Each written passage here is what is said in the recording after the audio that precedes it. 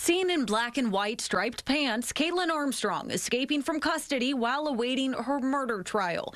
On Thursday, the Travis County District Attorney's Office filed a motion to dismiss the charge related to that escape after consulting with the family of Anna Mariah Wilson and law enforcement. I think it's just an effort to kind of save everybody the time and trouble with that prosecution. Defense attorney Jean Anthes, unaffiliated with the case, weighed in. She essentially got a life sentence with this jury's verdict. But on Monday, Armstrong's court-appointed appellate attorney gave notice to appeal, which must be done within 30 days of her conviction. This starts what can be a lengthy process with many opportunities to extend deadlines. Her appellate lawyer is going to have to read through all of that testimony, then go through all of the evidence.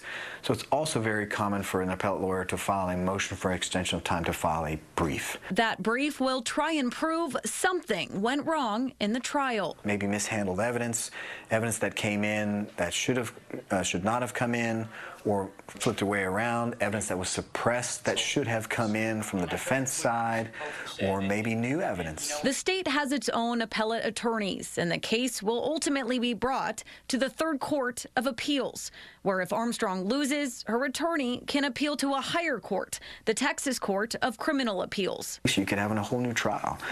I think the odds of that are relatively small. The other issue that could happen would be a punishment issue. The Court of Criminal Appeals or one of the lower courts of appeals could say, well, Ms. Armstrong, we believe you had a fair trial as to guilt innocence. We will allow you a new trial just as to punishment. While the escape charge is dismissed, along with a theft charge for walking out on a Botox treatment, there's another federal charge Armstrong may face for using her sister's passport. That's still pending. That charge could, in theory, be stacked on top of her state sentence. And let's say she's granted parole when she turns 81.